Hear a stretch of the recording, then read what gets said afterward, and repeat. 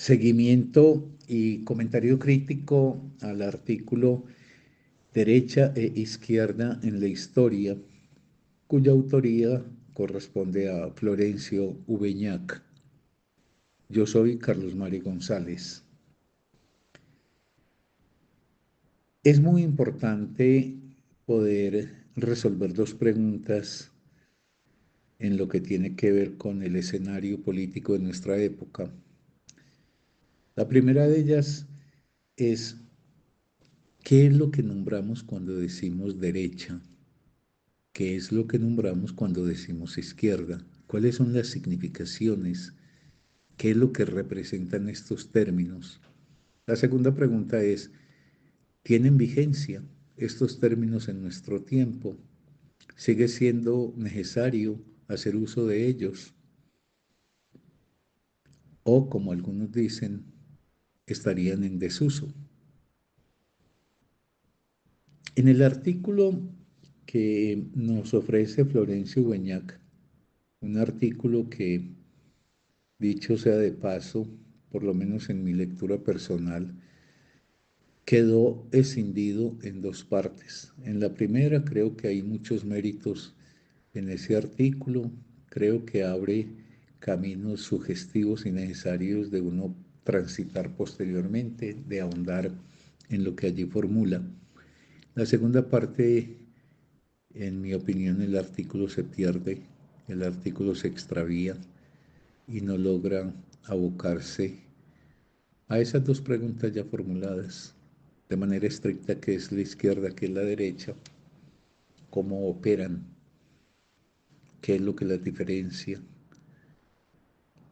y en segundo lugar, por la confusión que en mi opinión se fue imponiendo en el desenvolvimiento del artículo, no puede responder si tienen efectivamente vigencia para nuestra época.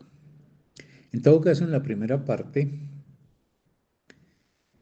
el artículo abre el camino haciendo un planteamiento que es de base y es muy pertinente. Al decir que los términos que se instalan en el discurso social no son unívocos, esto es, que aquellas palabras con las que nombramos algunos aspectos del orden social, político, palabras que están emplazadas en el discurso que emitimos, tienen la dificultad de que carecen de una significación única. Ahora, esto es propio del discurso político, pero en general es propio de la relación del ser humano con la lengua. Si algo caracteriza la lengua y la diferencia notoriamente de los modos de comunicación animal, de las señales animales, es que la lengua está constituida por significantes que son vacíos en su significación, que solamente cobran significación en la articulación entre ellos, y por consecuencia, que dado que la lengua se tramita entre seres humanos, esa lengua en el discurso no logra escapar a la equivocidad, es decir, al hecho de que las significaciones no necesariamente están plenamente identificadas entre el emisor y el receptor del discurso, sea este oral o escrito. Por eso, en el campo del conocimiento, y en este caso concreto que nos ocupa, que es el de la política, una tarea muy importante es la de tratar de delimitar el concepto que estemos usando. Delimitarlo quiere decir tirarle fronteras para encerrarlo en una significación de la cual uno pueda responder al hacer uso en el discurso. Y en ello, pues se pone en juego también la claridad de lo planteado, la posibilidad de que en la medida de lo posible las formulaciones que uno enuncia puedan ser no solamente capturadas por el receptor, sino también significadas para que a partir de ello pueda acordar o desacordar. En todo caso, el trabajo de conceptualización es el trabajo de delimitar el significado con el cual uno va a hacer uso de un término. Por eso es muy importante tratar de establecer en los términos derecha e izquierda cuál es el campo de significados que le estamos endilgando a ellos. En el artículo que comento, Ubeñac en esta primera parte hace algo muy interesante, que yo creo que no es necesario que yo lo reseñe, porque está muy bien expuesto por él y es muy claro. Y lo que hace es dejar en la atmósfera la sospecha de que derecha e izquierda provengan de eso que se volvió una leyenda, que es decir, que resulta de una de las asambleas de la Convención Francesa durante la Revolución Francesa, en la cual, teniendo como punto de referencia la mesa directiva de la Asamblea, que tiene a su costado izquierdo a unos representantes y al derecho a otros, y se suele decir, y es la leyenda pues popularizada, que al costado izquierdo de quienes dirigían la mesa se sentaban los sectores que querían llevar la revolución a sus últimas consecuencias, digamos los sectores que estaban poniendo en cuestión y en jaque el poder monárquico del recién depuesto Luis XVI. Y al costado derecho se encontraban sectores más tímidos o que tenían intereses en morigerar, en moderar el ímpetu revolucionario de los primeros.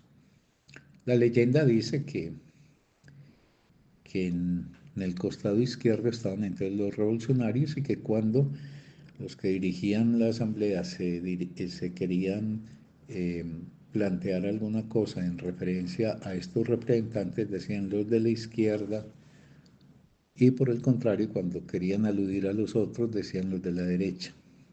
Sin embargo, nuestro autor, el de este artículo, muestra que realmente eso tiene mucho de leyenda, que no hay una documentación historiográfica fehaciente que dé cuenta de eso.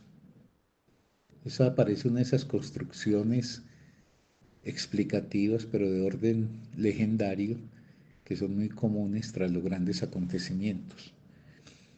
Pero por otro lado, esa sería una explicación completamente anecdótica, fortuita, que no tendría ninguna importancia. Es más valioso lo que hace Ubeñac, y es que él se remonta a la historia y a la antropología para mostrar que de muy vieja data la oposición entre derecha e izquierda, igual que la oposición entre arriba y abajo, ha estado cargada de significados en relación al poder y a la moral en muy diversas culturas, que en general, y esto pues ancestralmente, en las culturas, él hace un seguimiento a través de sumerios, de griegos, de romanos, de judíos, de católicos o cristianos más exactamente, de musulmanes, y encuentra una reiteración de esta visión ideológica que señalaría que la derecha, y si en el cuerpo uno referencia entonces la mano derecha, todo lo que tiene que ver con la derecha sería correspondiente a lo que es debido, a lo que es superior, a lo que está en el orden de las cosas. Y por oposición la izquierda correspondería a lo indebido, a lo inferior, a lo transgresor.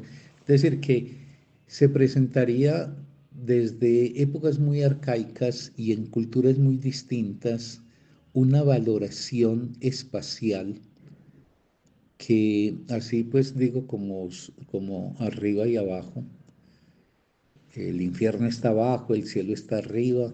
Bueno, en términos de la diferencia entre izquierda y derecha, La derecha tendría que ver con lo valorado, con lo debido, con lo aceptado, y la izquierda con lo transgresor, con lo que subvierte el orden, con lo indebido. Y esa imagen que corre a lo largo del tiempo, encarnada pues en culturas muy distintas, pareciera, por lo menos es a lo que me llevó este artículo, mucho más convincente para situarme a la altura de la Revolución Francesa y encontrarme que por esa vieja data de esta representación imaginaria, los sectores que estaban subvirtiendo el orden, que estaban poniendo las cosas patas arriba, pues muy probablemente empezaron a ser llamados la izquierda, precisamente por ese carácter subversor que representaban. Mientras que los que trataban de sostener por lo menos lo que se pudiera del orden monárquico, pues estaban en la defensa de lo que se había dado durante siglos, por ende en la defensa de lo debido, y se llamarían o se reconocerían como la gente de la derecha. Y Florencio Ubeñac trae algunas muestras de cómo culturalmente se había, desde, insisto, muchos siglos, cuando no milenios, se había establecido ya una valoración en la oposición izquierda-derecha. Entonces, para decir algunos, porque él ofrece muchos más ejemplos, que en el cristianismo, en el texto bíblico, se sentencia que los bienaventurados se sentarán a la derecha del Señor nuestro Dios, mientras que los condenados estarán a su izquierda. Pero además que todos los privilegiados por el Señor están siempre, por ejemplo, iconográficamente, en el lado derecho de él, a la mano derecha suya. Se suele decir comúnmente, este hombre, este secretario, es mi mano derecha en el trabajo. Lo derecho quiere decir lo funcional, lo hábil, lo que sabe hacer las cosas. La izquierda aparecería como lo que está en el orden de la ineptitud, de la dificultad. Pero con la mano derecha se jura. De la valoración de la derecha vendría la construcción de algo que es muy positivo y necesario en la sociedad, el derecho. De la izquierda vendría la arbitrariedad. En fin, muchos casos demostrarían que no solamente en la cultura occidental, sino en otras, tomando como referencia la imagen corporal y ubicándose en relación al espacio, la izquierda tiene que ver con lo que desordena, con lo que no está en el orden de lo debido. Y la derecha estaría más bien como lo que se hace en función de lo establecido. Por eso esa puede ser una explicación más convincente de que a los revolucionarios franceses, por ejemplo a los jacobinos, se les llamaba la gente de la izquierda, del desorden, de la subversión, de la gente que no acataba lo establecido. Y que a los otros, a los girondinos, defensores o por lo menos morigeradores de la revolución para evitar que no se fuera a radicalizar, se les reconocería como la gente de la derecha.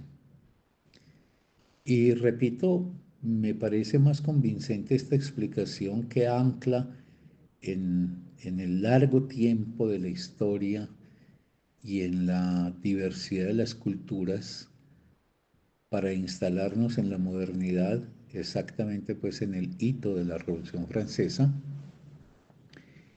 y entender por qué desde allí todo lo que tenga que ver con alterar el orden se llamaría izquierda y todo lo que tendría que ver con defender el orden derecha. Esto, lo anticipo, deja una inquietud frente a algo que formularé al final de mi exposición y que está en relación a una crítica que hago del texto de Ubeñac, del texto pues que estoy comentando. Pero allá llegaré. Entonces, si uno deja de lado el tema pues de la asamblea, de la convención, de la Revolución Francesa, digamos que quedemos por aceptado que izquierda y derecha son términos opuestos de una ascendencia que se va muy lejos en el tiempo y que un acontecimiento de la modernidad pues fue también articulado explicativamente en la oposición que ofrecía, haciendo uso de esos términos. Entonces, lo que necesitamos es entender el proceso que en la modernidad ha tenido la utilización en el dominio político de estas dos categorías para ver qué quieren decir. Pero antes, a mí me parece importante señalar un punto que menciona muy someramente el autor del artículo que comento, pero que no deja de tener importancia, sobre todo por la resonancia que cobra en relación a un personaje protagónico de eso, y es que Ubeñac menciona que la oposición izquierda-derecha, que ya estaba definida por la Revolución Francesa, también cobra importancia y lugar en el dominio filosófico y en una resonancia política del dominio filosófico, y él alude a Hegel. Es conocido que Hegel, un pensador fundamental de la historia occidental, cuya madurez filosófica se encuentra entre fines del siglo XVIII y comienzos del XIX, y Hegel, que va a ser referencia clave también en la formación de la concepción de Marx, con las diferencias que éste tiene con él.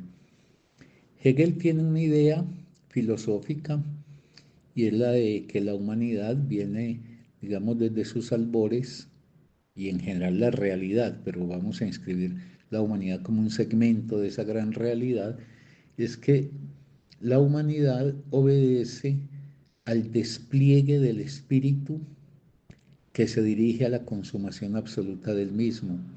Eso lo que indica es que la realidad, donde repito que está incluida la humanidad, tiene un avance progresivo que cada vez se va volviendo más cualificado y más complejo, que todo viene de menos a más, incluyéndonos nosotros, y que cada vez en el desarrollo que se da del espíritu se van alcanzando formas de realización y concreción mucho más logradas, hasta la consumación en el espíritu absoluto, que ya sería la plenitud de ese proceso de avance y enriquecimiento progresivo que tendría, por ejemplo, la humanidad, y que obedecería a un despliegue de la racionalidad.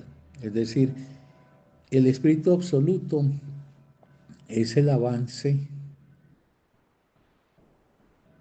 al que se somete toda la realidad y que tiene que ver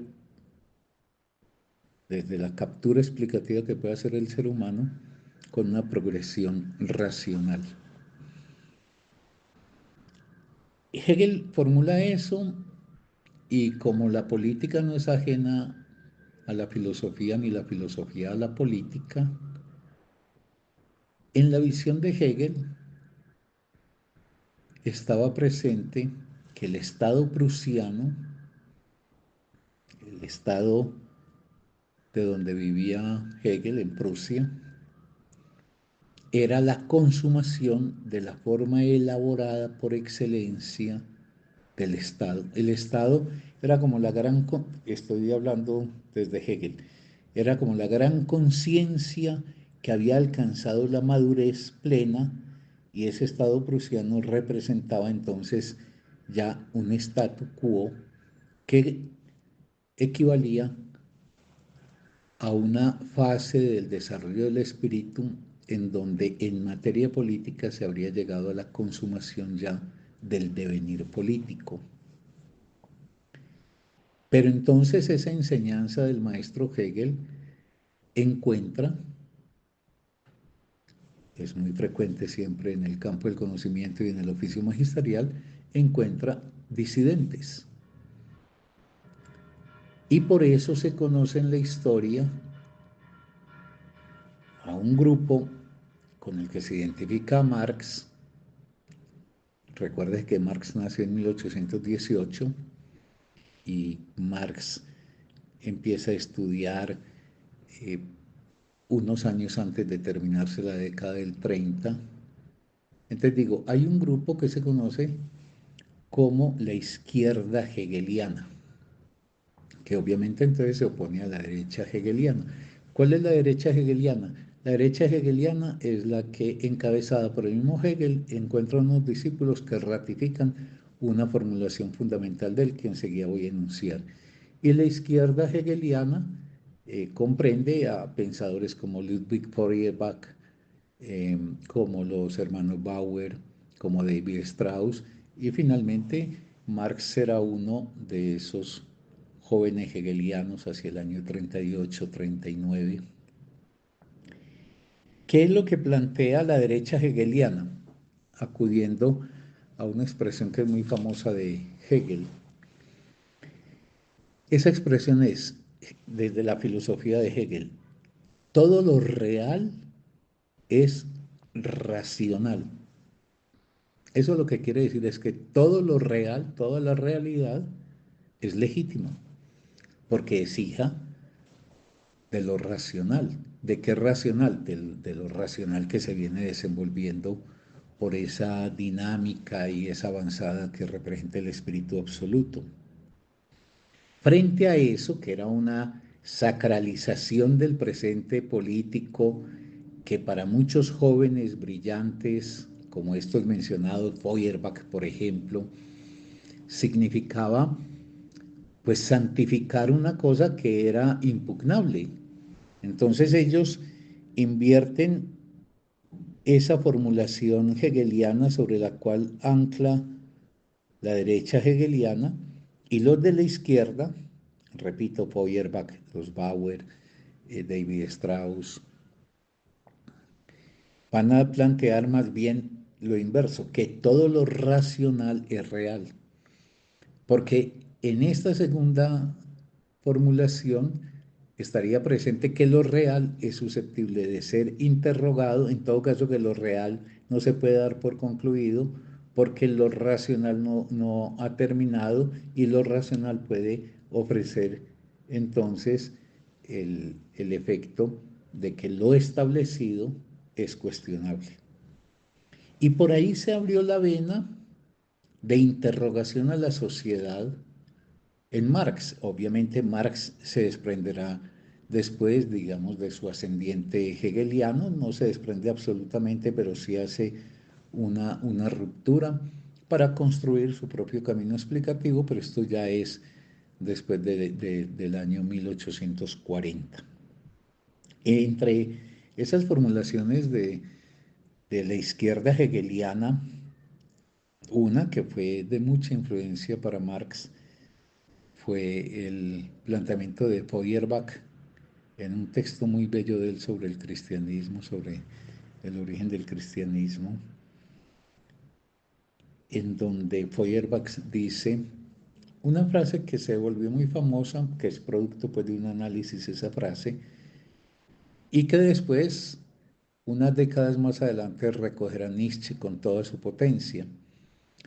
Y es lo que dice Feuerbach es que no es Dios el que crea al ser humano, sino el ser humano el que gesta y crea a Dios. Esa es una crítica a la religión.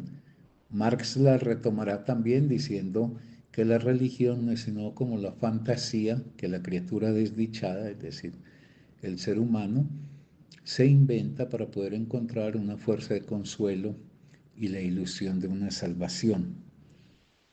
Pero que la religión, pues en la perspectiva de Feuerbach y obviamente de Marx, no es sino un producto mundano. Y que la religión a su vez queda superada por la filosofía.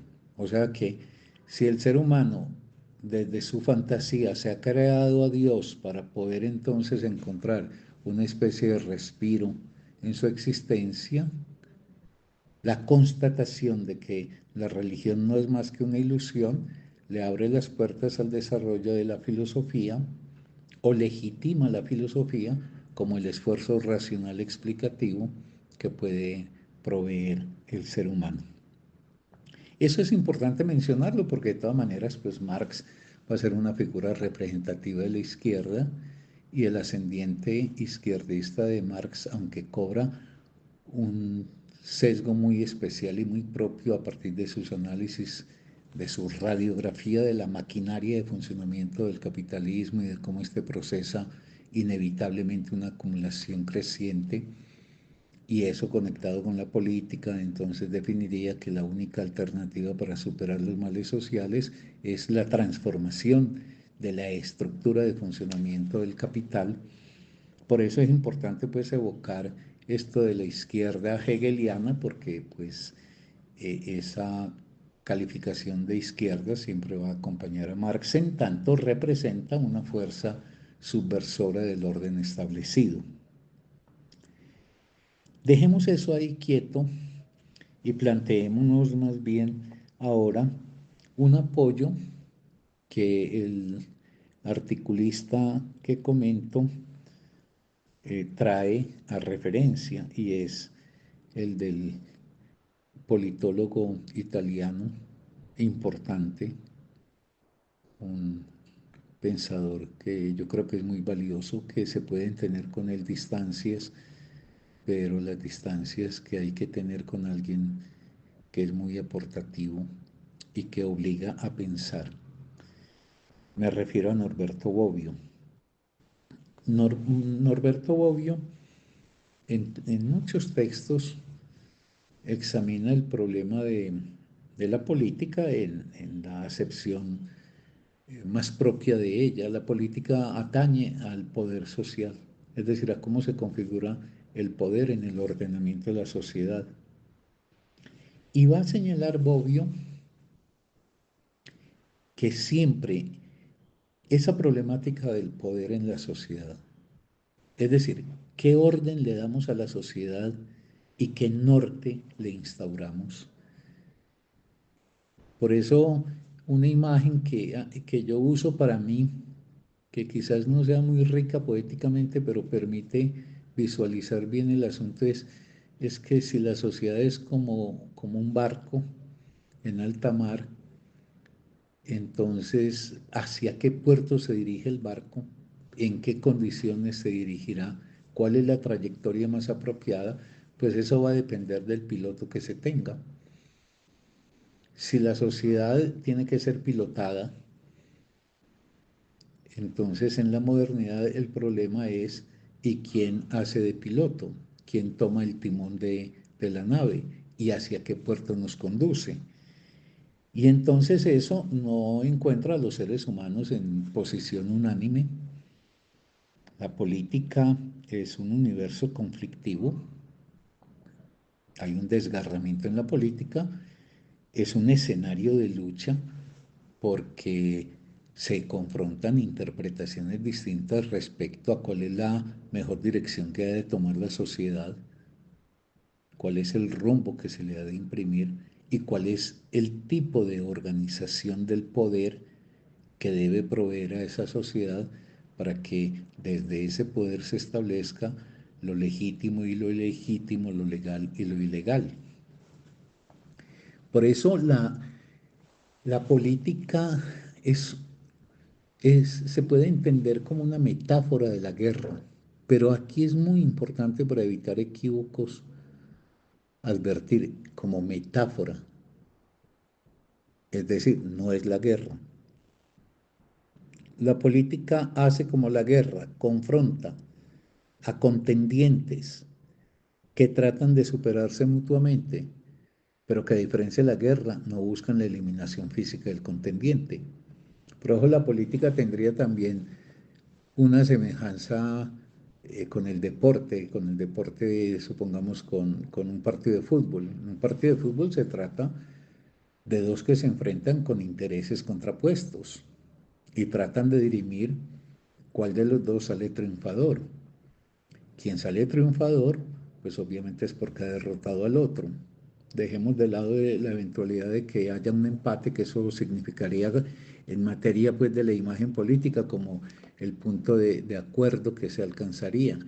Pero así como en el deporte la emoción no está en el empate, sino en el triunfo, el deporte sirve también como metáfora de la guerra porque implica el conflicto que lleva a dos bandos a enfrentarse, pero cuando se resuelve ese conflicto no queda ningún cadáver tendido en el campo. Igual pasaría con la política, por ejemplo, en una acepción democrática. Y por eso si uno usa la metáfora de la guerra, tiene que ser muy claro, muy taxativo en que es una metáfora, que no es la literalidad de la guerra. Un ideólogo que fue bastión del pensamiento nazi, un hombre muy inteligente de todas maneras y que los que lo conocen bien no dejan de decir que es una inteligencia brillantísima. Carl Schmitt sí tenía una idea de que la política era un territorio que delimitaba amigos y enemigos, pero casi llevados pues a la literalidad. De hecho, una política como la de los nazis es una política que rompe con la dimensión metafórica de la política para aproximarla a la guerra en el sentido de la eliminación literal del contrincante. Y Bobbio también señala que la izquierda, esa oposición izquierda-derecha, son conceptos relativos, es decir, son conceptos que no se pueden desanudar. Hay derecha porque hay izquierda porque hay derecha. Es como que hay calor porque hay frío y hay frío porque hay calor. No puede haber calor en un universo donde no hubiese frío y no puede haber derecha si no hay un universo contrincante constituido por la izquierda. Ahora, derecha e izquierda, y aquí vamos afinando lo que nos interesa a nosotros, derecha e izquierda, ¿qué es lo que representan entonces en términos de ese conflicto? ¿Por qué están en conflicto dos posiciones en relación al orden social y al poder de la sociedad? Pero antes, no puedo dejar de hacer un comentario muy rápido, pero para mí muy necesario, en un pasaje en el que nuestro autor, el articulista que estoy comentando, dice, evocando a un filósofo español, Gustavo Bueno, dice que derecha e izquierda representan posiciones que nada tienen, digámoslo, de reales, sino que son esencias míticas. Así dice, en mi opinión, desatinadamente Gustavo Bueno, que la izquierda y la derecha son como dos configuraciones míticas que nos han embargado y por las cuales entonces establecemos relaciones en el mundo que nos llevan incluso, por ejemplo, a la disputa, al conflicto, etcétera, pero que son esencias míticas. Eso es un desatino completo de Gustavo Bueno. Él fue un filósofo que cometió muchos desatinos, porque izquierda y derecha no son configuraciones míticas. Ellas atañen a posiciones bien concretas respecto a los rumbos que la sociedad debe tener y posiciones bien concretas en relación al antagonismo de los bandos contrapuestos que emergen. Es decir, si hay algo concreto del orden de no es una esencia, sino que es un momento histórico muy preciso el que define la emergencia y confrontación de esas fuerzas, es la política. Ahora, aquí es donde comienza ya en la segunda parte un trayecto que, en mi opinión, y dicho con todo el respeto del mundo, a un articulista que me pareció muy serio, pero que empieza el texto a tomar un sendero que, interpreto yo, termina por perderlo completamente, por extraviarlo, porque comete unos olvidos fundamentales a la hora de tratar de precisar a qué se nombra derecha y a qué se nombra izquierda. Y como se extravía en eso, no logra responder de forma convincente la pregunta de si tiene vigencia o no usar hoy el paro positivo derecha-izquierda. Y es que él tiene unos olvidos muy graves. Me refiero pues a Ubeñac. Y esos olvidos los voy a mencionar ya, porque sin esto que voy a mencionar, la reflexión, como digo, se extravía y, en mi opinión, el artículo se va convirtiendo en algo fofo que ya no permite explicarse la cosa que prometió que íbamos a abordar y no puede responder de por qué hoy sigue siendo fundamental, necesario, que la confrontación política permita reconocer posturas de izquierda y posturas de derecha.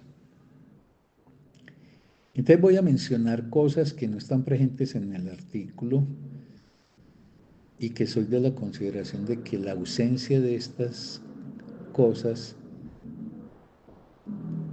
hace que el artículo pierda el foco. Porque lo primero es que para uno hablar de derecha e izquierda, bueno, puede generalmente decirse, y eso es cierto, que en términos básicos, una posición de derecha es una posición que señala que la política y por consecuencia pues la dirección que se logre trazar a la sociedad es cosa de individuos que alcanzan un lugar en la sociedad y por tanto también en el poder en función de los méritos del individuo. Digamos que la derecha tiene una visión que pone el foco de atención en el individuo y considera que el individuo es causa y efecto de sí mismo. Y por eso toda la ideología que hay en torno a la superación personal, a la resiliencia, todo eso en donde se le hace un canto al individuo como el gran protagonista de su propia historia. Entonces, en la concepción de la derecha, poco importa, o si importa es secundario, el análisis de la estructura social y del conjunto social en donde se configura el individuo y desde donde el individuo sale facultado porque ha recibido, por ejemplo, posibilidades o sale inhabilitado porque la suerte que le cupo a él en términos de lo concreto de la sociedad donde nació y se tuvo que desenvolver, pues lo inhibe, le impide, lo limita, etc. Esto no quiere decir, debo advertirlo rápidamente, que la izquierda, que a diferencia de pensar que la política es cosa del individuo, la izquierda siempre piensa que la política es cosa social, que entonces no es el mérito de un individuo que se supera a sí mismo y alcanza unos escalones en la sociedad que son los productos de su mérito, sino que la izquierda piensa que en tanto somos sujetos en la sociedad, esa cosa social es la que tenemos que examinar porque las condiciones sociales son las que confieren la posibilidad para que el individuo se pueda desenvolver. Pero entonces lo que yo quiero también precisar para evitar cualquier desliz hacia una formulación que la izquierda no tiene por qué asumir porque no lo formula así. No es que la izquierda niegue al individuo, no es que la izquierda sea colectivista, la izquierda valora el individuo. Más adelante voy a formular también una consideración sobre la valoración que hace la izquierda de la categoría de individuo con la particularidad que representa la experiencia existencial de cada individuo, solo que el individuo que yo constituyo es un individuo que no vino al mundo constituido o no tiene que ver únicamente con mi capacidad, mi talento, mi emprendimiento, sino con las coordenadas sociales de posibilidad que me permiten que mi historia personal, esa que me va a definir como individuo, haya sido determinada por las condiciones sociales en las cuales nací y me levanté. En eso podríamos decir que para la derecha la suerte y la sociedad se juega en la escala de los individuos y de las capacidades y talentos de los individuos. Por eso las problemáticas sociales las plantean en términos de que los individuos hagan caminos de superación de la dificultad. Por el contrario, para la izquierda, el valor del individuo es tanto que hay que construir condiciones sociales que le garanticen a cada ser humano la dicha de ser, de existir, de vivir. Pero me tengo que devolver porque dije que Ubeñac empieza a perder de vista elementos fundamentales para entender la oposición entre derecha e izquierda. Fundamentales. Cuando uno dice fundamentales son de fundamento, es decir, sin eso, entonces uno está dando mantazos en el vacío. Y es que la izquierda, precisamente por el sentido social que le asigna a las problemáticas sociales y por la explicación social y la solución social que hace de las condiciones de vida de los individuos, la izquierda tiene un anclaje, la izquierda moderna tiene un anclaje en la bandera revolucionaria de los revolucionarios franceses. ¿Cuál era esa bandera? Esa bandera tenía tres principios que constituían para ellos la razón de ser de su levantamiento y de la transformación que querían hacer de la sociedad. Esos tres principios eran la libertad, la igualdad y la solidaridad. Libertad, igualdad, solidaridad. Solidaridad es la forma moderna, pues o actual nuestra, de nombrar lo que ellos llamaban fraternidad. La izquierda se plantea siempre desde esa Revolución Francesa que las problemáticas de la sociedad se tienen que explicar causalmente como asunto social y encontrar soluciones de orden social. Y que en esas problemáticas el encuadre hay que hacerlo planteándonos en qué está la libertad, en qué está la igualdad y en qué está la solidaridad. Para la izquierda, libertad, igualdad y solidaridad son asuntos sociales, son asuntos que tienen que ser abordados, explicados y resueltos socialmente. No son virtudes de individuos sueltos. Claro, porque la derecha también habla de libertad, pero la libertad de la derecha es completamente distinta a la libertad que entiende la izquierda. Para la derecha la libertad es una potestad inherente al individuo. Los individuos lo que necesitan es poderse desplegar en gracia a sus virtudes o sus atributos. Y por eso el concepto de libertad de la derecha en general, y tomemos como referencia esa expresión de la derecha consumada que se llama el neoliberalismo y cuyo paradigma lo podemos ahora contemplar en el sur de nuestro continente, en Argentina. ¿Qué es la libertad? La libertad es que se minimice la ley y que el individuo se despliegue. No hay un concepto de la libertad como lo construye la izquierda, en donde la libertad es el efecto que permite las posibilidades de desarrollo de un individuo contando con los semejantes. Para la izquierda no es posible concebir la libertad sin la relación con el otro.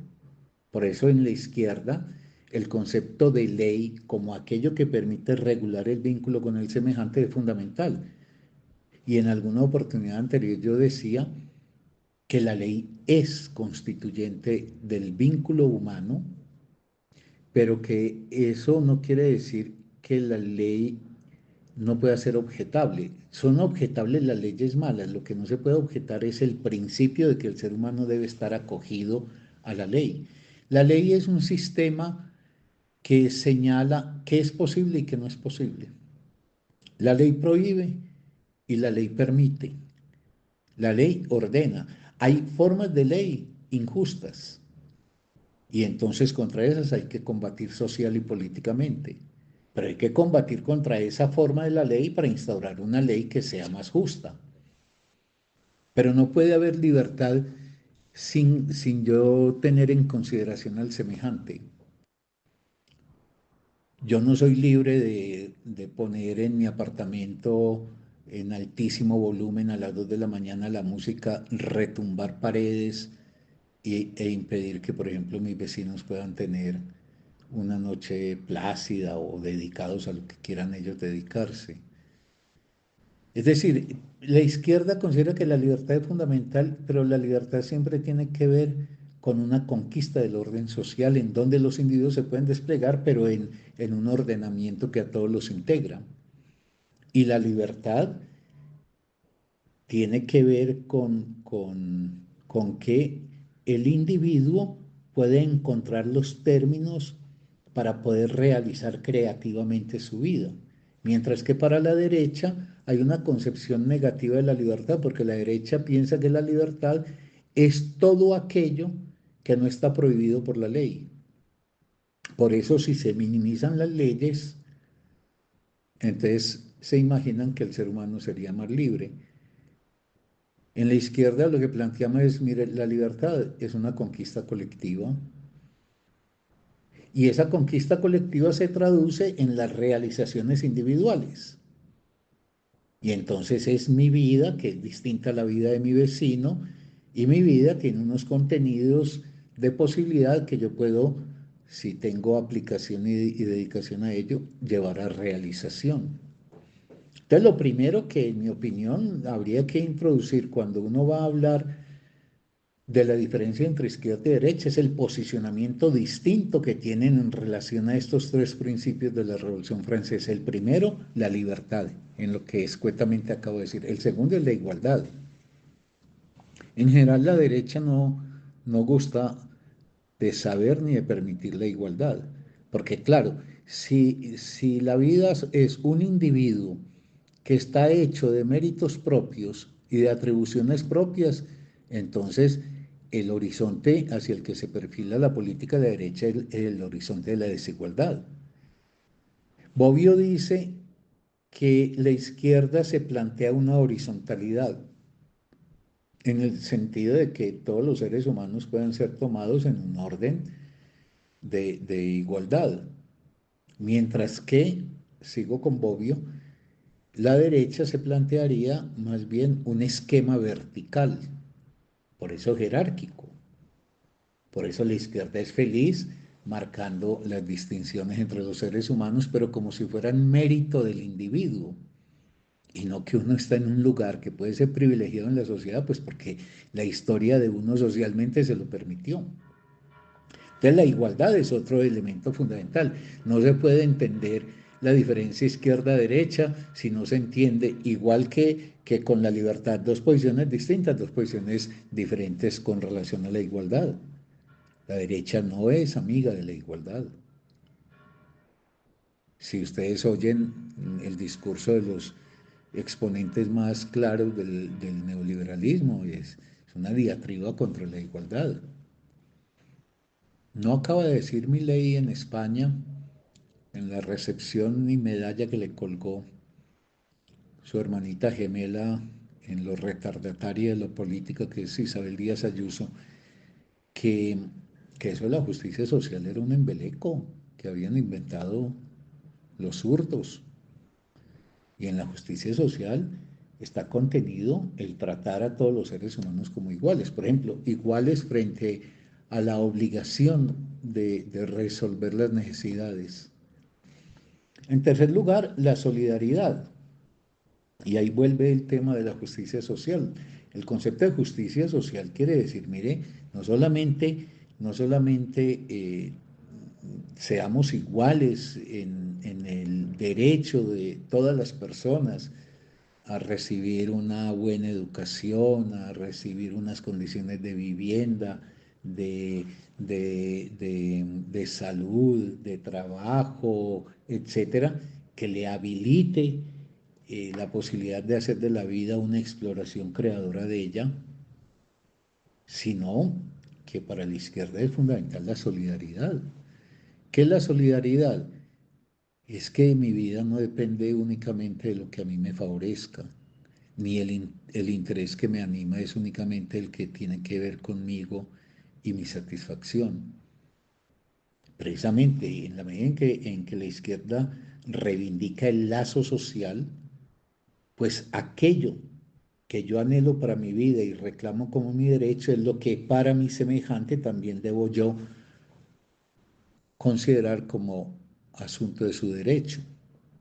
Y la solidaridad tiene que ver con que el ser humano es un ser frágil, que somos quebradizos anímicamente, psíquicamente, físicamente, y que en cualquier momento la desdicha se puede cernir sobre nosotros, nos enfermamos, un desastre natural nos deja en la intemperie, bueno, tantas cosas. Entonces eso no puede ser que cada individuo se salve, porque la política de la derecha es, ¿no? Pues, por ejemplo, en materia de salud, pague usted una medicina prepago.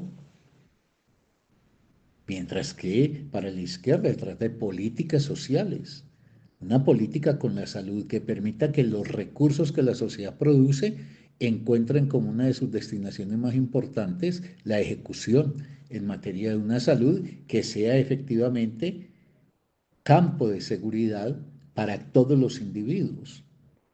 Y esa es una expresión de la solidaridad. La solidaridad no es solamente la acción de los individuos que se respaldan cuando acaece un desastre, sino que es la solidaridad como política social general en donde la educación será garantía para todos los individuos, porque, por ejemplo, la educación será gratuita, porque habrá un sistema de salud que cubrirá efectivamente las necesidades de cada persona, etcétera, etcétera.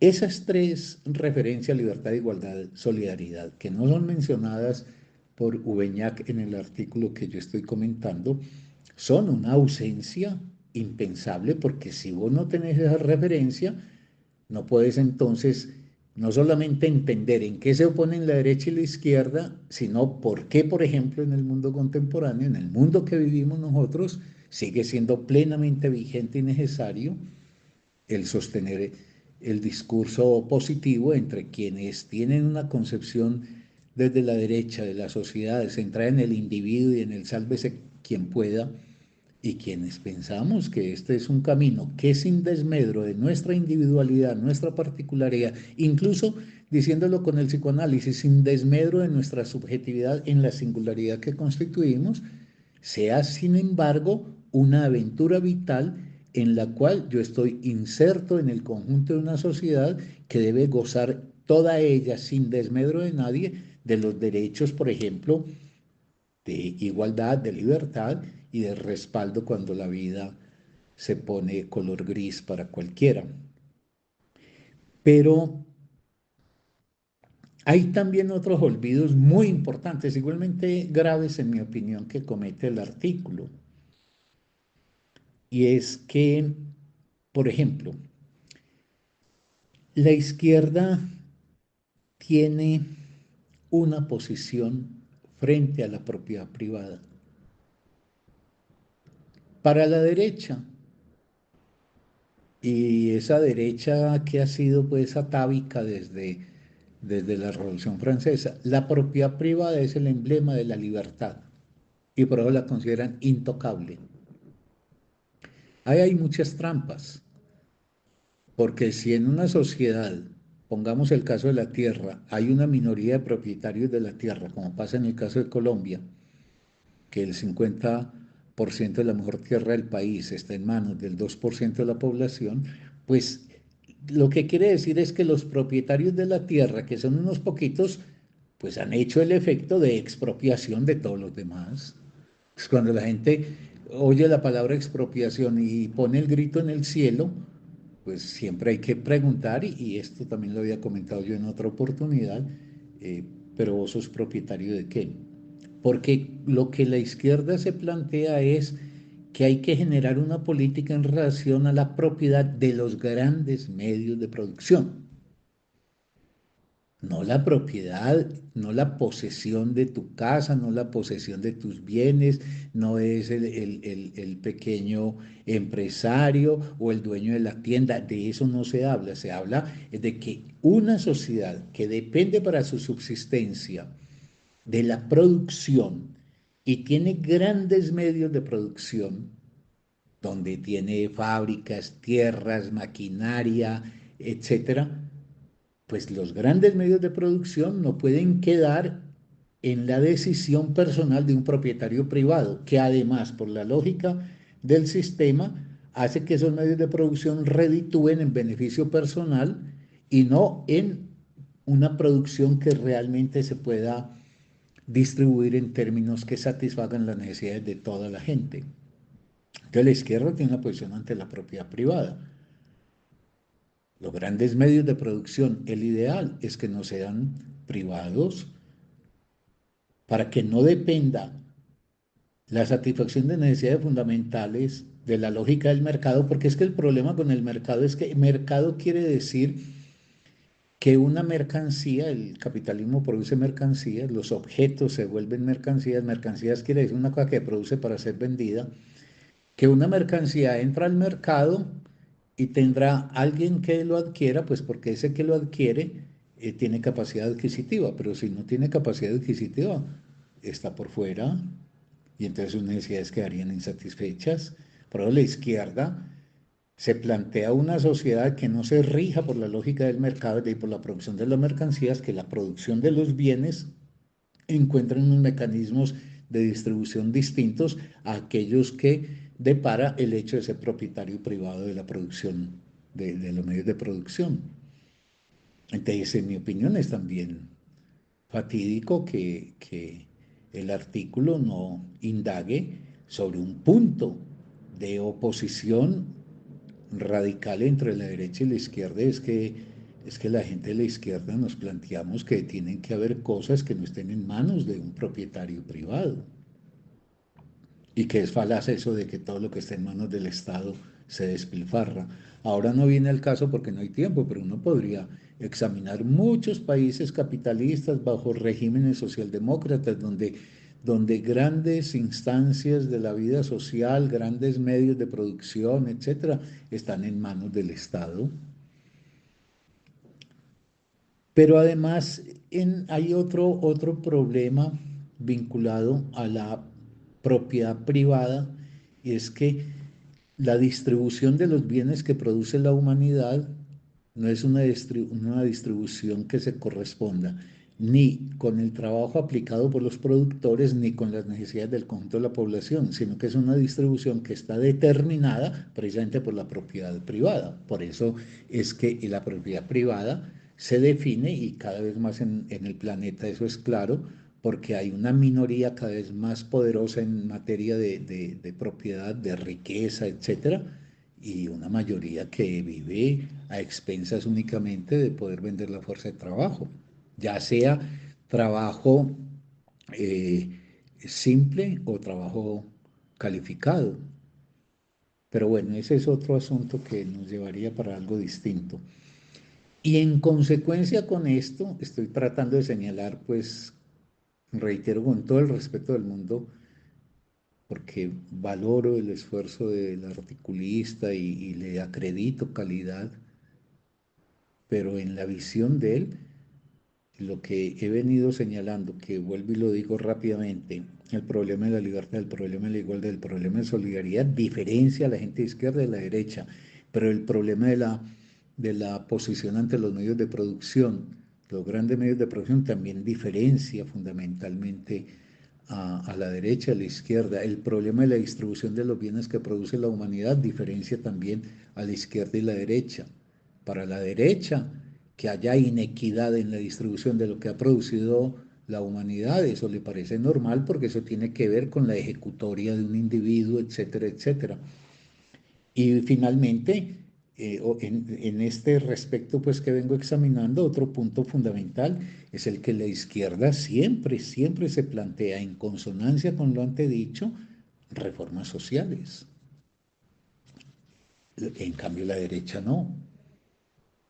Por ejemplo, es necesario hacer una reforma agraria.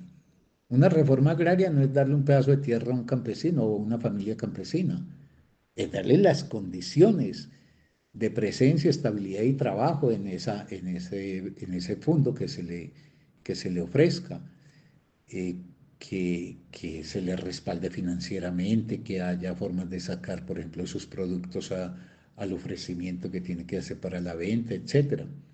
Una reforma agraria significa la dignidad de la vida, porque da el sustento y si hay el sustento con márgenes de holgura, pues eso no solamente le permitirá un ocio que es fundamental en la vida a esos campesinos, un ocio que se puede destinar, si hay una cultura apropiada para ello, por ejemplo, a los goces espirituales, a las relaciones afectuosas entre los seres humanos y no simplemente al entretenimiento tonto que en general promueve la sociedad capitalista con su concepción de la sociedad del espectáculo. Pero obviamente para hacer una reforma agraria hay que hacer una reforma social y esa reforma social pasa por un principio de ley que diga, no, mire, la tierra no puede estar en manos de una minoría, ni el producto que hace la humanidad puede estar en manos de una pequeña minoría, mientras ingentes cantidades de gente tienen que vivir la vida como si fuera una verdadera lucha de sobrevivencia. Entonces ese olvido es también muy grave en el artículo. Por eso ahí mencioné pues 6 cosas: libertad, igualdad, solidaridad, posición ante los medios de producción, posición ante el asunto de la distribución de la riqueza y posición frente, esto último que acabo de mencionar, frente a las reformas sociales. A la derecha no le gustan las reformas sociales. De pronto, hacer desde el poder político algún gesto de caridad, pero que derechos, por ejemplo, sobre la tierra, derechos sobre la jornada de trabajo para que sea una jornada sensata y no extenuante como la que ha logrado imponer el capitalismo, derechos a que la gente tenga efectivamente un trabajo, derechos a que la gente tenga salud, eso no es del deseo de la derecha, por eso hay que disputarlo políticamente. Y las conquistas que se han hecho a favor de los sectores populares, por ejemplo, la jornada de 8 horas de trabajo, bien sabemos que fue una conquista de la lucha de los trabajadores y no una concesión de la burguesía. En eso es muy importante leer la gran literatura del siglo XIX y yo sugiero, por ejemplo, la lectura de alguien como Charles Dickens, que logra hacer un fresco de lo que era la vida, por ejemplo, laboral de esa Inglaterra del siglo XIX, que era la cúspide del capitalismo entonces. Bueno, prosiguiendo con la reflexión que nos ofrece el artículo, hay un planteamiento que ya no es que falte, sino que está, pero que en mi opinión es erróneo. no uno, sino varios, pero voy a comenzar. El planteamiento es decir que la derecha siempre defiende la tradición, el pasado y las costumbres. Y eso pareciera a golpe de vista muy cierto. Ah, es que la izquierda es revolucionaria, quiere trastrocar el orden. Y aquí voy a llegar a lo que dije al comienzo, que tenía, que era en mi opinión algo que había que ser retomado más adelante. Ya voy a explicarlo bien. Sí, pareciera, digamos, que los revolucionarios quieren un orden nuevo y por ende cuestionan el orden viejo, donde pueden incluir la tradición, las costumbres, etcétera, porque es que una costumbre no vale porque existe. Una costumbre vale en la medida en que efectivamente dignifica la condición humana, en que la condición humana o animal o natural, pero no todo lo que se hizo en el pasado, por el hecho de que se hizo, tiene derecho ya de existencia. El tema de las costumbres es un tema que atañe a la historia de las poblaciones, pero no puede ser el santo y seña que dice pasad y eternizaos costumbre. Pero lo que yo objeto es que decir que tradición, pasado y costumbre es un emblema de la derecha y un contraemblema de la izquierda no es cierto por lo siguiente. En todo caso digo que eso no es definitorio, porque, por ejemplo, si unos revolucionarios consiguen una sociedad que lograra un orden libre, justo y solidario, es decir, el ideal por el que propugnamos, y se lograra estabilizar en el tiempo ese orden, de tal manera que haya un recorrido en el tiempo que permite decir que ya hay un pasado de una sociedad justa, equitativa, etcétera,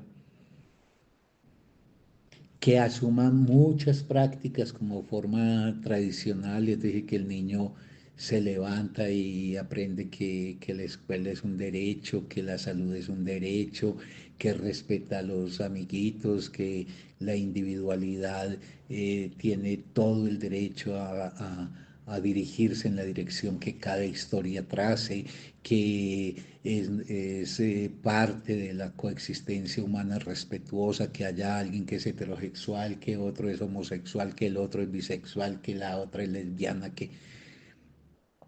Y entonces eso lo bebe el niño desde la cuna ya como rasgos, valores que él respira.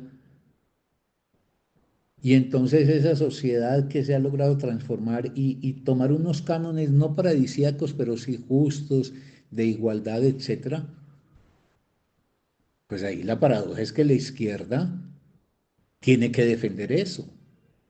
Y quien se va a encargar de objetarlo y de enfrentarlo será la derecha, que querrá devolver el carretel de la historia para que las cosas vuelvan a su pasado. Es lo que nos está pasando en Colombia. Los esbozos de reforma que con tanta dificultad intenta adelantar nuestro presidente, con esa obstrucción pavorosa que hace esta derecha desde todos los lugares que puede, y lo que ha podido lograr, ¿cuál es el sueño de la derecha si se reposiciona en el poder dentro de 2 años? Pues reversar todo esto.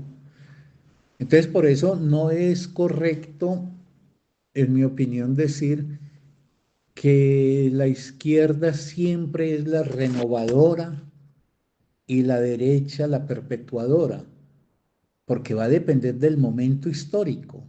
Por eso el tema de derecha e izquierda no se puede definir como desde elementos esenciales, sino desde precisiones históricas.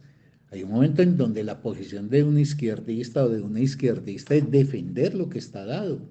En este momento, muchos de nosotros no defendemos entonces las reformas que está tratando de hacer Petro. Claro que las defendemos. Y el hecho de que las defendamos y busquemos no solamente que ellas se logren instaurar, sino expandir y sostener en el tiempo, pues nos obligará a hacer la defensa de la conservación de lo que hemos conquistado. Y será la derecha la que estará objetando. Por eso, con aquello digamos, de nombrar la izquierda y la derecha a partir de los orígenes culturales que sitúa que la izquierda es el desorden y que la derecha el orden. Yo dije al comienzo de esta exposición que más adelante lo iba a retomar y este es el momento porque aquí cabe decir, pero la paradoja es que hay un momento en donde quien tiene que defender el orden es la izquierda y quien se opone al orden para subvertirlo y devolver las cosas al viejo modelo es la derecha.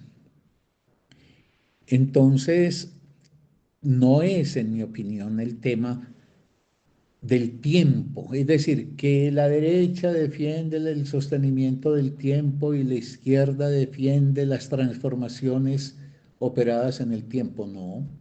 Todo va a depender, curiosamente, del momento histórico, según en dónde estás instalado, qué defendés, qué orden defendés o qué orden impugnás. Pero si yo vivo en una Colombia, voy a fantasear una Colombia que se consiguiera, por ejemplo, la reforma agraria, una política de salud que le diera garantía a todo el mundo sin excepción de nadie, una jornada de trabajo sensata, reducida, un ocio oculto, unas condiciones de vivienda amables, etcétera, y hemos batallado y hemos conseguido un país que se enrumbe en esa dirección. ¿Cuál va a ser la posición que nos corresponde a nosotros? Defender eso. ¿Y qué es lo que van a hacer los Álvaro Uribe y todos los que son como él? Pues objetarlo para volver al modelo de concentración de la riqueza, de que la sociedad es un conjunto para el beneficio de una minoría, etcétera. Por eso a mí me parece que hay un error en esa formulación, no solamente la que se hizo pues desde asociar por principio absoluto que el orden siempre es defendido por la derecha y la transformación por la izquierda, que ya he dicho pues 3 veces que ahí veo un error, sino también ahora en plantear que la derecha representa siempre el pasado. No, uno defiende lo que en el presente puede evaluar que es justo y esa defensa de lo justo puede ser o para transformar la sociedad o para defender lo que ya la sociedad ha conquistado.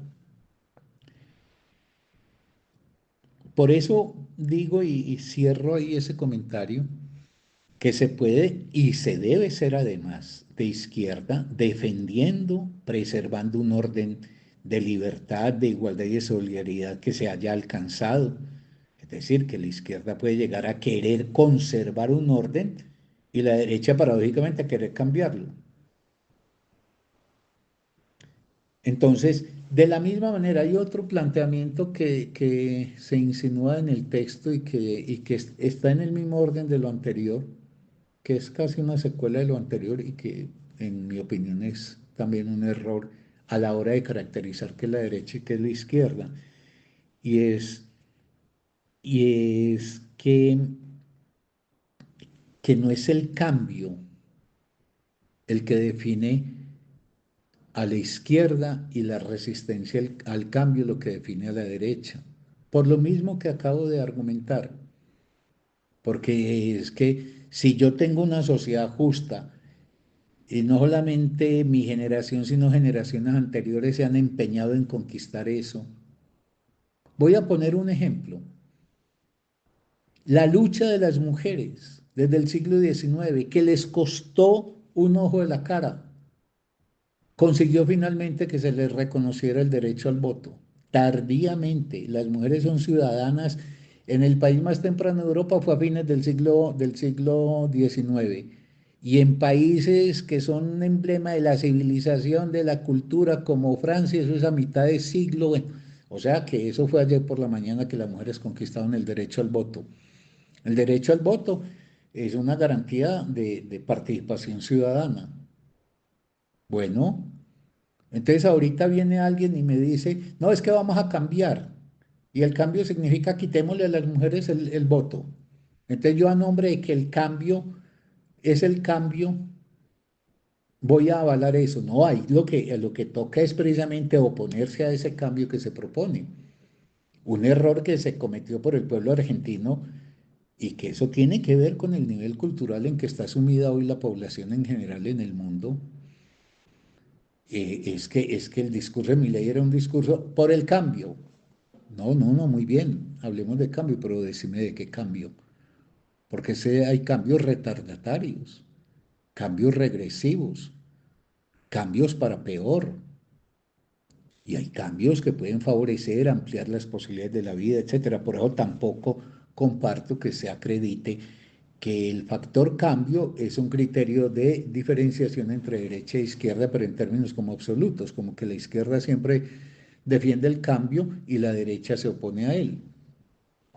No, la izquierda en ciertos momentos tiene que oponerse a ciertos cambios. No estamos aquí con lo poquitico que hemos logrado, pues con lo poquitico que se le ha permitido al gobierno alcanzar, bregando a resistir el cambio que nos sugieren las Palomas Valencias, las María Fernandas Cabal y los Álvaro Uribe, y es que ellos quieren cambiar porque es que el cambio quiere también retornar, es que el cambio acaso significa algo para bien, el cambio puede ser para mal, es como si vos, no sé, tomas una decisión en tu vida afectiva y haces un cambio y de pronto ese cambio fue un error porque en lugar de ampliar la vida y sus dichas te entrega, por ejemplo, al desastre, etcétera. Y, y en ese sentido también, porque se suele decir, por ejemplo, la gente de izquierda es gente que pone en cuestión también los valores morales. Por ejemplo, Feuerbach, Marx y los jóvenes hegelianos de izquierda pusieron en cuestión la religión, que era un sistema de valores que existía y porque en esa creencia religiosa viene adosada una concepción de la moral. Y entonces, claro, digamos alguien de izquierda es alguien con un espíritu abierto para poder interrogarse qué cambio es más favorecedor porque nos potencia mejor las posibilidades de vida, tanto personales como colectivas. Y por eso podemos poner en cuestión también la moral, como la estética. Ahora, igual que en lo anterior, decime qué cambio moral, porque es que hay morales más amplias que siguen siendo morales, es decir, que regulan los vínculos entre los individuos en ese orden que ya no es político, sino que tiene que ver con el sistema de valores al que se ascribe el individuo, y entonces hay morales amplias, pero hay cambios hacia morales más estrechas. Por ejemplo, en Estados Unidos hay una campaña, y eso también está pasando en España, para ponerle coartación a algunas conquistas que el movimiento feminista ha hecho y que incluso más allá del feminismo lo ha hecho la sociedad, por ejemplo, el divorcio. El divorcio fue una conquista social que tenía que ver con una valoración moral de la sociedad. La concepción de que el matrimonio era indisoluble podía volverse fatídica para la vida de alguien que se veía ya condenado a perpetuidad o condenada a perpetuidad a mantenerse en una estructura matrimonial que la desgastaba, le aniquilaba, etcétera. El divorcio es una conquista que implica una modificación de la creencia profunda de algunos en que el matrimonio tenía ese carácter de indisoluble. Pero perfectamente se puede conseguir que el matrimonio quede vedado en su acceso al divorcio porque una política, por ejemplo, de ultraderecha conservadora lo plantee. Entonces hay cambios también en las estructuras morales, en las valoraciones, por ejemplo, estéticas, pero igual que cualquier cambio, la pregunta, digamos, el aval no es por el cambio, sino que la pregunta que se impone es ¿cuál cambio? Y esos efectos de ese cambio que van a producir. Ahora, hay un punto que a mí me parece fundamental tocar, que no lo aborda el artículo. Y por eso el artículo, en mi opinión, deja mucho que desear con respecto a precisar de forma rigurosa qué es eso de derecha y de izquierda y la vigencia de esos términos en el presente. Y es que en el artículo se desliza también un equívoco que le da aval a una crítica de la derecha que es una crítica errónea y que no se puede sustentar en términos lógicos. Me explico. Es muy común escuchar a alguien de la derecha que le dice a uno que lo que pasa es que ellos defienden la diferencia humana frente a la defensa que hacemos los de la izquierda de la igualdad. Entonces, aparecen como unos adalides que dicen es que nosotros propugnamos por la diferencia y ustedes lo que quieren es la igualdad. Y entonces, claro, como en la izquierda hemos asumido como un valor la igualdad, pareciera como muy correcta esa objeción que hace la derecha. Pero es que ahí hay una falacia, perdón, ahí hay una falacia, ahí hay una crítica desacertada. Pues, y esto también lo debo repetir, porque lo había dicho en una ocasión anterior, pero lo que pasa es que en la política hay cosas que entran en muchos campos, que valen para aludir a un campo, pero también son útiles para otro. Y por ejemplo, en la categoría derecha, izquierda, esto que ya había mencionado, tengo que volverlo a traer a colación. Porque es falaz que un derechista me espete en la cara que él sí defiende la condición humana porque él defiende la diferencia humana, es decir, que cada individuo, por ejemplo, pueda tener una vida propia distinta y no necesariamente que estemos homologados y uniformados. ¿Por qué es falso la crítica que él me hace cuando él se me presenta como defensor de la diferencia y yo en tanto izquierdista como proclamo la igualdad? Pues porque es que ahí hay una falsa oposición, es que lo que se opone a la palabra igualdad, lo opuesto a la igualdad es la desigualdad y lo opuesto a la diferencia es la semejanza. Es decir, el par de parejas es igualdad versus desigualdad, semejanza versus diferencia. Por ende, es lógicamente posible defender al mismo tiempo la igualdad entre los seres humanos, la igualdad de condiciones de posibilidad social, formativa, educativa, de salud, de vivienda, etcétera, y la diferencia entre los seres humanos, esa diferencia encantadora que nos permite que cada uno diga, bueno, esta es la senda de la vida que a mí me cupo en suerte y con ella soy dichoso y si no lucho para hacerla dichosa, etcétera, y yo no tengo que parecerme ni a mi hermano, ni a mi hermana, ni al vecino, ni a nadie. Entonces, no hay ninguna contradicción en que quienes somos de izquierda defendamos la igualdad como condiciones de posibilidad en el ingreso a la vida y en el despliegue en ella, y al mismo tiempo digamos que es una fortuna que los seres humanos seamos seres individualmente particulares y subjetivamente singulares para desplegar existencias que tienen una ruta que es ya la de cada cual. Entonces, la igualdad y la diferencia, yo pongo un ejemplo que también había puesto en uno de los comentarios anteriores. Es tan válido eso que yo digo que yo puedo, por ejemplo, defender la igualdad mía como hombre a la igualdad de las mujeres, en todo, en los derechos, en todo. Es decir, que no hay nada que el género me permita decir yo soy superior o inferior a una mujer o a otros géneros existentes.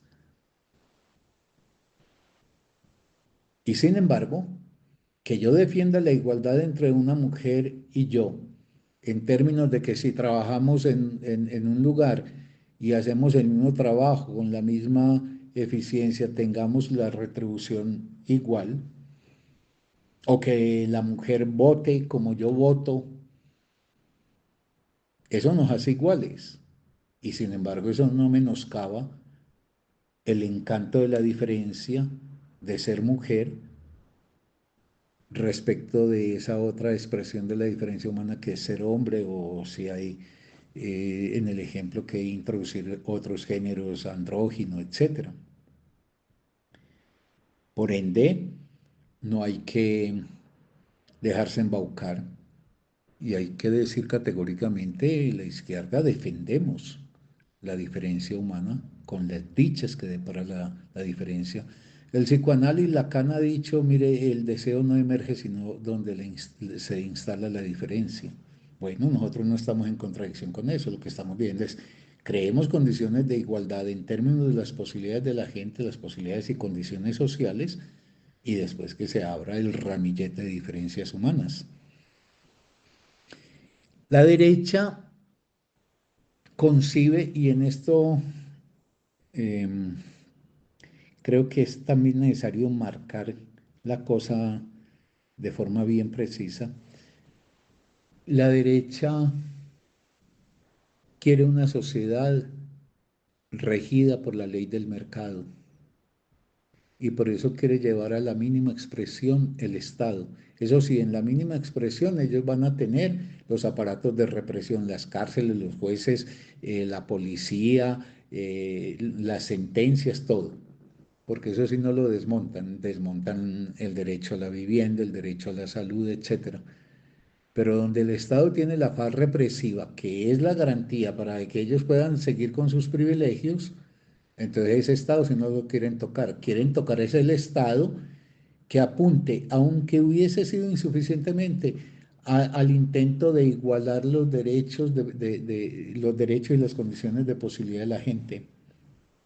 La derecha dice, no, deje eso librado al mercado, con aquella famosa frase pues, de Adam Smith, la mano invisible finalmente equilibrará todo el juego del mercado.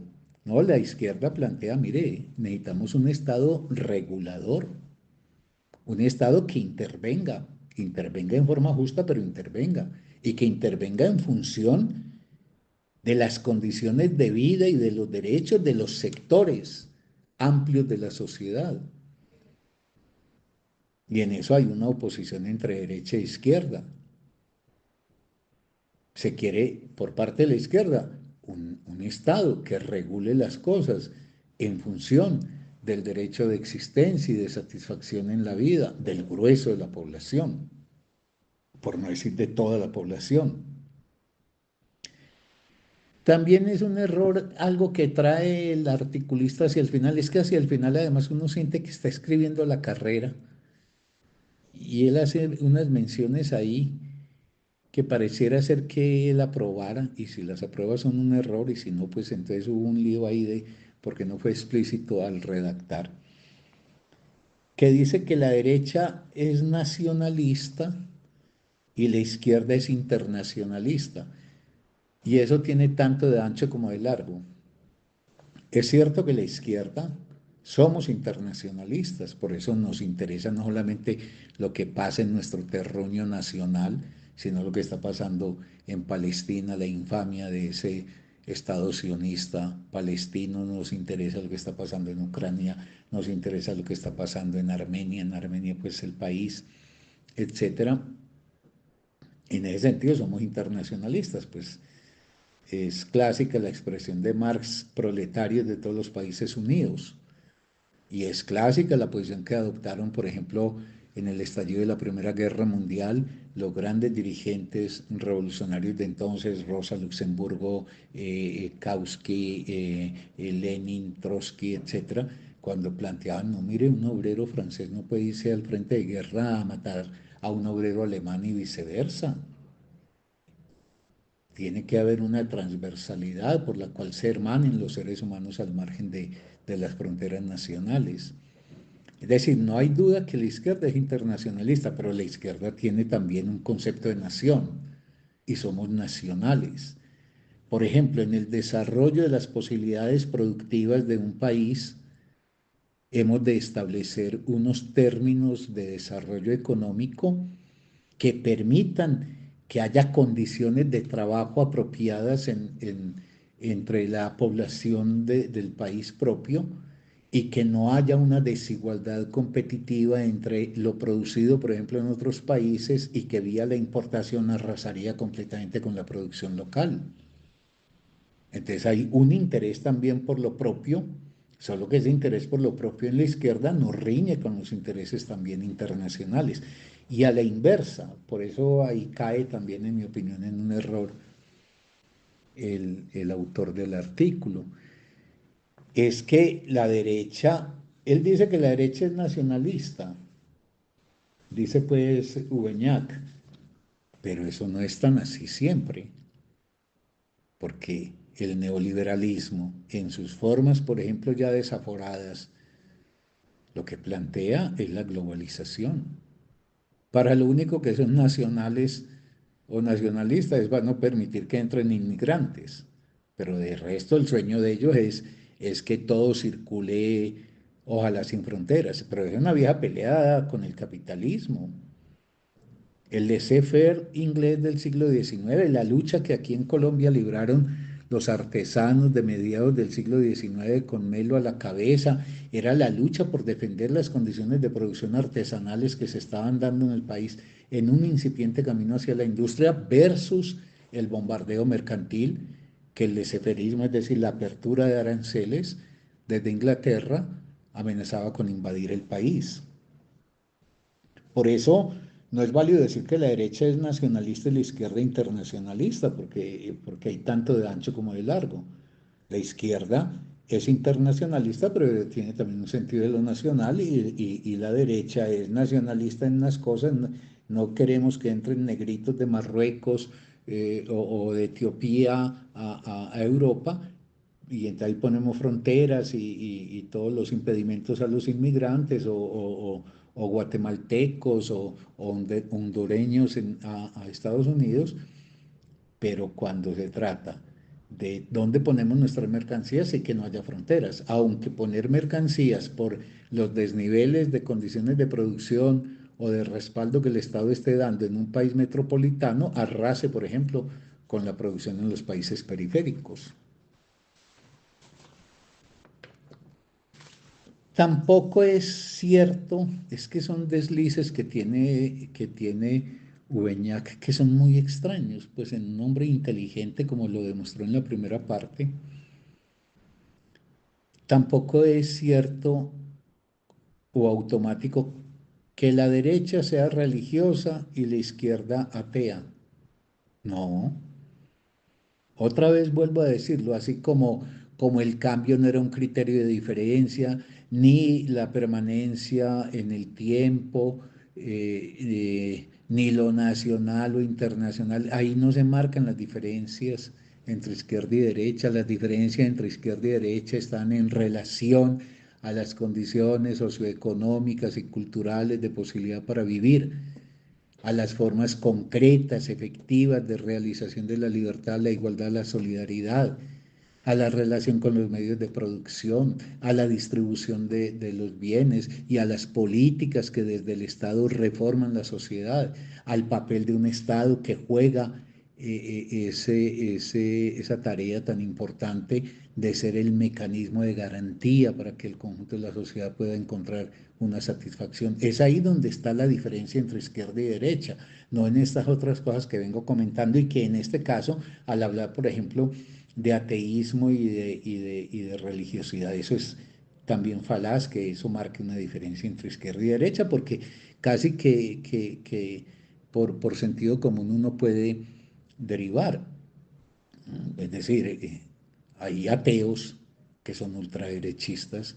Yo no me imagino a Hitler prosternado ante un ícono, bueno, él era protestante, no me imagino a Hitler en los oficios religiosos protestantes encomendando su destino a Dios. No, no, ese era un ateo, ese yo no he encontrado ninguna exposición de él sobre la religión. Bueno, un ateo que no tenía reato en arrasar con media humanidad. Y a la inversa, en la izquierda no hemos tenido la presencia de gente religiosa comprometidísima al punto que ha entregado la vida por la transformación de la sociedad en beneficio de los sectores más desamparados de ella. No tuvimos a Ernesto Cardenal en Nicaragua, no tuvimos a Monseñor Romero en El Salvador. Aquí no tuvimos a Camilo Torres Restrepo, no confundirlo con Camilo Torres Tenorio, el de la independencia, y no el Camilo Torres Restrepo. Y así miles y miles y miles en muchas partes.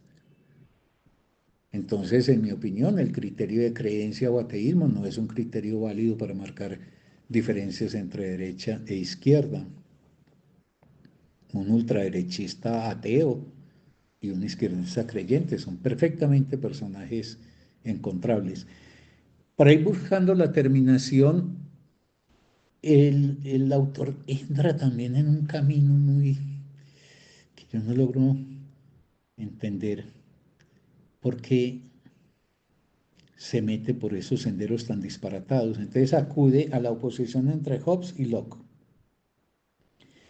Entonces, el planteamiento de Hobbes es que los seres humanos estamos ganados por el egoísmo y el egoísmo nos lleva a querer beneficiarnos exclusivamente en términos personales y por ende pues aquello famoso de que el hombre es un lobo para el hombre. Entonces Hobbes deriva de ahí que es necesario el Estado pues para que establezca un control a esa criatura absolutamente egoísta. Y enfrente de él, entonces, bueno, y entonces dice nuestro autor que de ahí, de Hobbes, el hombre, es un lobo para el hombre, el lugar del Estado, que eso es propio de la derecha, la exaltación del Estado. Y que al frente estaría Locke, que diría lo contrario, que no, el ser humano no es un ser ganado por el egoísmo, sino que el ser humano es bueno, y entonces desde Locke el Estado no tendría que intervenir, pues porque en el ser humano primaría esa tendencia a la bondad y que eso sería propio de la izquierda. Eso es otro despiste muy grave, porque, porque bueno, en primer lugar, esa concepción filosófica del ser humano está rebasada hace mucho rato, entre otras cosas, por los aportes del psicoanálisis. El ser humano no es ni angelical ni demoníaco, ni bueno ni malo, comunidades absolutas. Somos un entreveramiento de pulsiones que nos llevan a tratar de encontrarnos con el otro en aras de lo mejor, pero también estamos habitados todos, sin excepción de nadie, de pulsiones tanáticas que nos conducen al goce de la destrucción del otro, de la naturaleza, en nosotros mismos. Y por eso la civilización, o la cultura más exactamente, es el intento de morigerar, contener, para decirlo en los términos de Freud, que la pulsión no alcance el fin de ella, que quede obturada y que esa obturación se haga no por represión, sino porque se le abra un conducto sublimatorio. Entonces el ser humano es un ser complejo, pero entonces no es así como piensa nuestro autor, que desde Hobbes estaría claro que la derecha tiene una relación con el Estado y la izquierda, por el contrario, lo desvanecería, porque ya lo acabamos de decir, o lo acabo yo de decir. Es que estamos ante un neoliberalismo que quiere abolir un montón de funciones del Estado. Y estamos ante una derecha, una izquierda, perdón, que sabe que es necesario el Estado para poder pautar las políticas sociales favorables a todos los sectores. Entonces, hoy tenemos una derecha neoliberal que desvanece el Estado en aras del mercado. Y tenemos una izquierda que sabe que el Estado, un Estado democrático, un Estado justo, debe operar como un regulador. Por último, no es tampoco cierto lo que se formula de que la utopía es definitoria tanto de la derecha como de la izquierda. Él dice que la utopía marca en la derecha, la utopía es el mercado y que en la izquierda la utopía sería como el llegar al cabo del tiempo a un paraíso donde seremos hermanos, donde todo será fraternal, donde la justicia, la placidez, la bondad triunfará.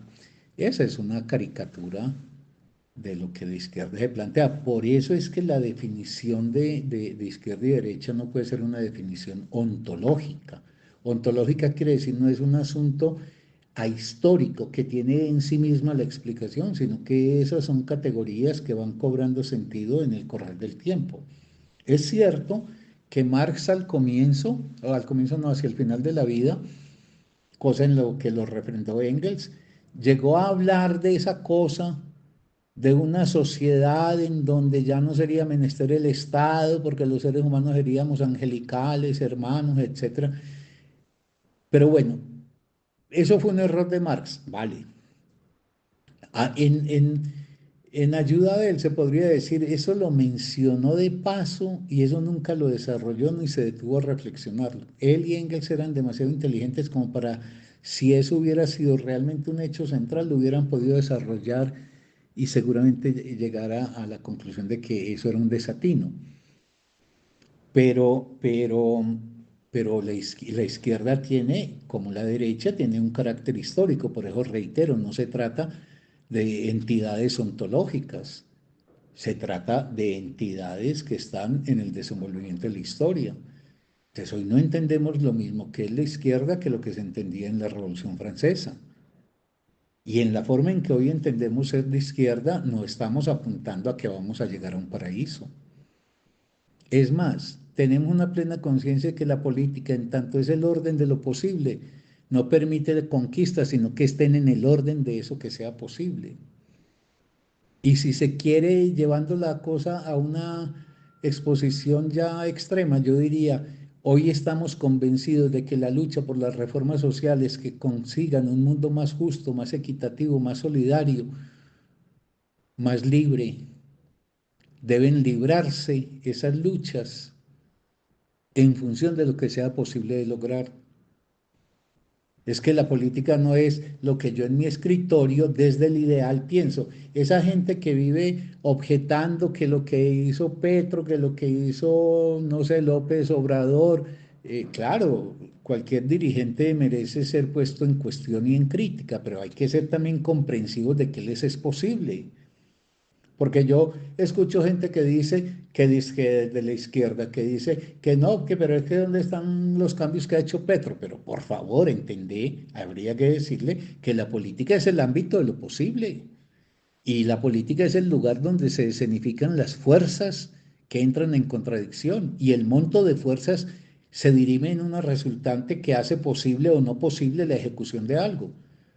Si Petro se gobernara él solito y gobernara él solito a Colombia, con toda seguridad que la reforma agraria estaría ya hecha y habría planteado, por ejemplo, expropiación de todos los latifundios improductivos. Pero es que la política no es acaso.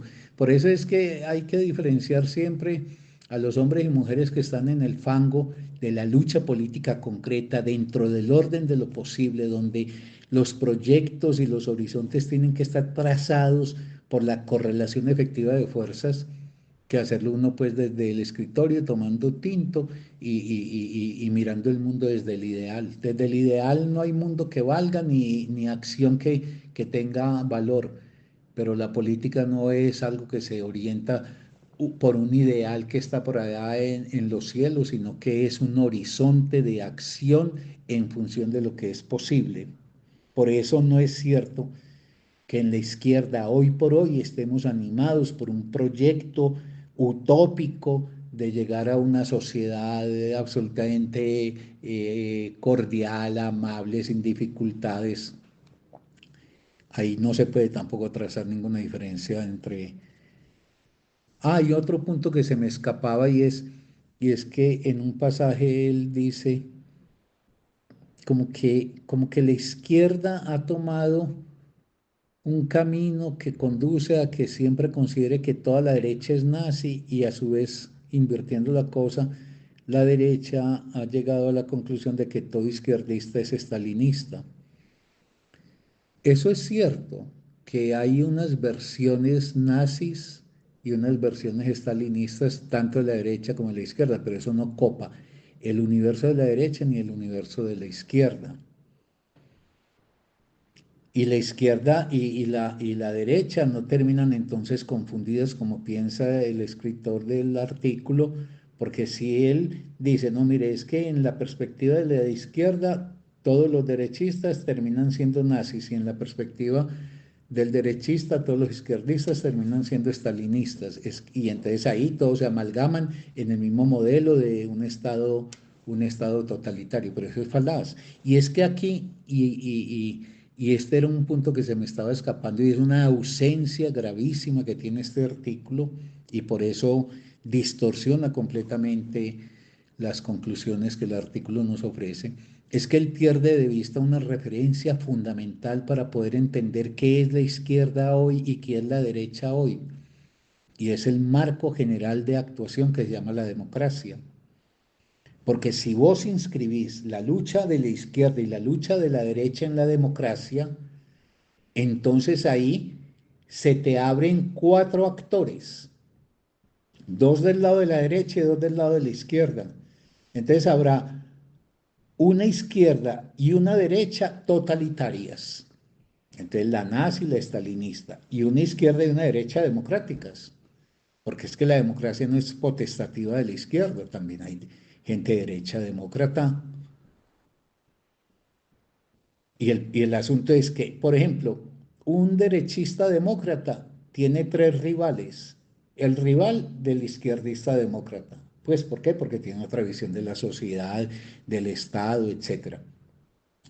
Pero ese derechista demócrata tiene que enfrentarse a la furibundez del derechista totalitario y del izquierdista totalitario, y a la inversa. Un izquierdista demócrata tiene que encarar las discrepancias que tiene con el derechista demócrata, pero también con el derechista totalitario y con el izquierdista totalitario. Es más, el izquierdista totalitario puede ser más peligroso para el izquierdista demócrata porque el izquierdista totalitario, desde esa forma delirante de estar en una verdad dogmática, inaccesible a cualquier crítica, considera que el otro es un traidor de los verdaderos principios.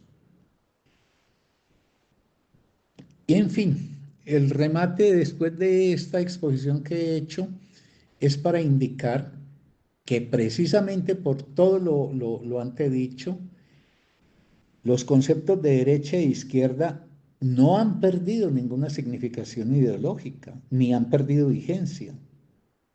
Pues si se definen apropiadamente, siguen representando dos maneras totalmente distintas, aunque sean relativas entre sí, de concebir el ordenamiento social y la razón de ser de ese ordenamiento social que uno concibe. Por eso, para uno definir derecha e izquierda, tiene que tener presente ya todo eso que dije: la libertad, la igualdad, la solidaridad, la posición ante la propiedad privada, la posición ante la distribución de bienes, las reformas sociales, y tiene que tener el marco general de la democracia, que será el escenario donde se dirimirán las contiendas respetuosas de la vida, la integridad y los derechos del otro. Es que un demócrata de izquierda como un demócrata de derecha sabe una cosa: que la contienda electoral, que es un elemento de la democracia y solamente uno, porque eso tiene más complejidad, se dirime, pero que la democracia no es el triunfo de la mayoría exclusivamente, se respeta el triunfo de la mayoría, pero que la democracia es también el respeto profundo a la minoría. ¿Respeto en qué? En el derecho a existir, en el derecho a reunirse, en el derecho a organizarse, en el derecho a expresarse, en el derecho a manifestarse, a movilizarse. Entonces, ser izquierdista hoy desde una posición que incluye como marco referencial la democracia es tomar una posición frente a los elementos que he mencionado ya varias veces, y ahí, desde el mismo marco que podemos compartir con un derechista demócrata, tenemos sin embargo posiciones completamente distintas con respecto al presente de la sociedad, a la explicación de ella y sus males, al lugar del individuo y al destino de la sociedad, porque la derecha pugnará por un camino y la izquierda por otro camino. De ahí que yo no tengo ninguna duda en afirmar categóricamente que desde una definición clara, precisa, bien lograda, de qué es ser alguien de izquierda, qué es ser alguien de derecha, estos conceptos nos permiten señalar que hay dos posiciones completamente distintas de quienes encarnan una opción izquierdista para la sociedad y quienes encarnan una opción derechista.